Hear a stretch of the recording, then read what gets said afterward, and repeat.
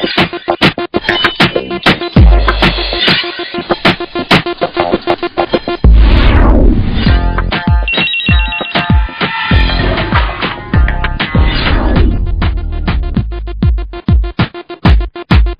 and welcome to a brand new edition of Tech Toys with me, Ankit, and my new co-anchor, Ankit. Hi. That's right. This is the Ankit Calling Ankit show. We've hacked Suresh out of the system because this week on Tech Toys, we've got India's best known ethical hacker, Ankit Padia. Dude, you're like a decade younger than me and you've achieved so much more. I started young and I really enjoy what I do, and computer hacking is a fabulous field to be in. Okay, computer hacking is a fabulous field to be.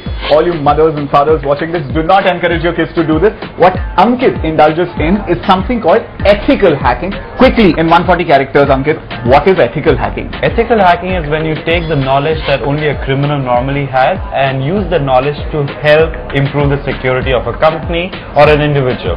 My God, sounds like you're on a TED talk or something, Ankit. No, but this sounds really awesome. So, stuff that we see in, series like Castle and Criminal Minds. Yeah. So you take a criminal to think like a criminal, absolutely, but use it for a good noble cause. Yeah, okay. Because it's all about getting to the minds of a criminal, and the forbidden fruit always attracts, and hacking is something forbidden. So the reason we are talking about hacking on this week's Tech Toys is, look at 2011.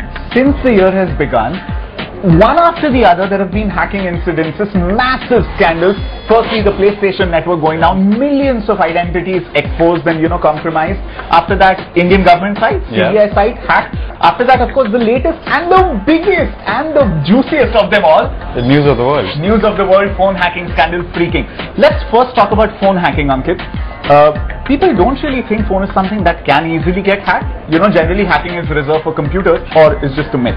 See, I think nowadays everybody has smartphones, and hacking into a smartphone is actually quite easy. Most of us have Bluetooth on our cell phones. Absolutely. And if you have Bluetooth switched on your cell phone, it's extremely easy for somebody else who's within a range of 10 feet or 15 feet from you to hack into your cell phone and steal all the data from it. What? Are you serious? So all the embarrassing videos and pictures that you have, somebody might be actually seeing them. Oh my God. No, but so there used to be this old saying that, Bluetooth ban kar do, virus aa jayega. Yeah. So it's not really virus, but Bluetooth is a gateway for hacking as well? It is a gateway for hacking. It is a gateway for viruses, Trojans, worms, absolutely everything. Not only your Bluetooth. If you are downloading applications from the internet, if you're exchanging files or videos with your friends, it is a possibility that you might actually get infected with some kind of virus or Trojan or worm, and your friends could be watching you. Okay, don't scare us like this. We recommend smartphones to our viewers, and so obviously all of them have their own application stores. So you're saying if I download apps, am I at risk? Yes, because a lot of people like to download applications from third-party application download we know what you're talking about. Yes. Now that is very, very dangerous because there's no filtering mechanism there. There's no way to find out whether the apps that you're downloading are safe or not. Okay. Myth number 2, there are no antivirus solutions, or you shouldn't have to. You don't have to install an antivirus for your smartphone. I think if you ask most techies, they'll be like, dude, you cannot have an antivirus on your cell phone. That is not at all true. You must download an antivirus on your cell phone. In fact, the same companies that sell you an antivirus for your computer will also sell you one for your cell phone. Okay, now this is just the tip of the iceberg. To get to the actual iceberg, we have to go to Shruti, who's helping you prevent your phone from getting hacked. Have you heard about this phenomenon called SCP or SEP? No? Well, here's a clue then. It isn't an app for you to download, and it isn't a social networking site. You have absolutely no clue, do you? Well, it's pretty simple actually. It's something everybody goes through. It's called someone else's problem. It's a feeling you get that everything unfortunate only happens to other people. Like your phone could never get hacked and you could never lose your phone. These things happen only to like the royal family and other famous people. But you're absolutely wrong about that. Have you heard about this Android Trojan that actually infects your phone, records your calls and puts them onto a server without your knowledge? Exactly, it's closer than you imagine. Well, it's time to sit up and do something, people, because here's what you stand to lose if your phone does get hacked. Now, you don't want me telling you I told you so. With a number of online DIY guides on cell phone spying and mobile phone hacking, the threat is just one Google search away. Leaving your phone unattended and downloading content from unknown sites are the easiest ways to have your phone infected with malware. The new Android Trojan, for instance, records phone conversations without your knowledge. And it's not just phone conversations. Hackers can access all your personal data like pictures, messages, videos, and even financial data that you might have saved on your phone if you use your phone for online payments. Now that you know what the worst case scenario is, here are the symptoms to look out for. If you find your phone acting up all of a sudden, or you find files missing, or worse still, your friends tell you about forwards you've never ever sent out, chances are your phone has been hacked. But you know what, just keep these next 5 steps in mind and you'll never ever have to worry about your phone again. Step 1, let's start with the basics. Always password protect your phone. Head over to the security setting on your phone and enable the password option. For better security, enable the option that locks your phone automatically after a few minutes. Step 2, turn off the Bluetooth on your phone when not in use. Step 3, never use the same password for more than one application.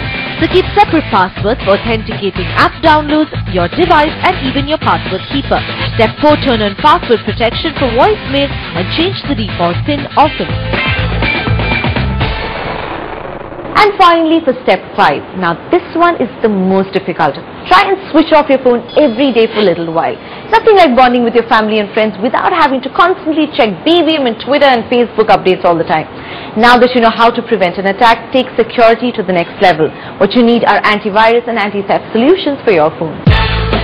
Now that you're hooked onto downloading app after app on your phone, here is something you must download and install right away. The F-Secure Anti-Theft for your mobile.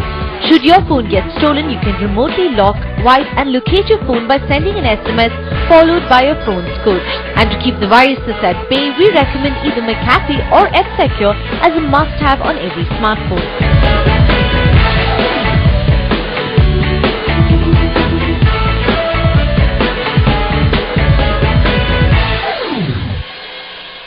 Five really simple tips, a really good antivirus solution, and 2 minutes of your time right about now. That's all it takes to secure your personal data. But that wasn't too difficult, was it?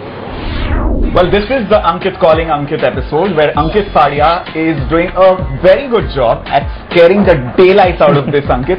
You're just telling me that if I go to my ICICI.com or HDFC.com and you have these bank website URLs, I could actually be a victim of phishing attack or something like that. Absolutely. A lot of times you'll receive an email from your bank saying that, hey, we are doing maintenance, fill up this form, and there'll be a link at the bottom which says bank.com/secure/verify. But if you click on that link, you'll be sent to some other website, because there's something known as URL hacking, where if in a URL if you have an @ sign, then whatever is there before the @ sign is ignored. So it could be something like bank.com/secure@ some random criminal's website. Yummymummies.com or something so you like can that. redirect it to that criminal's website. Are you serious? Absolutely. My God, so which means I have to read all the 500 characters in the URL? This can't be. There's got to be an easy way of doing this. No, actually. Unfortunately, the criminals are getting smarter by the day, and the easiest way in which you can protect yourself is to stop using computers. Stop using computers, because on the other side of the break, we'll make you the perfect Neanderthal man. No, we are not. Come back.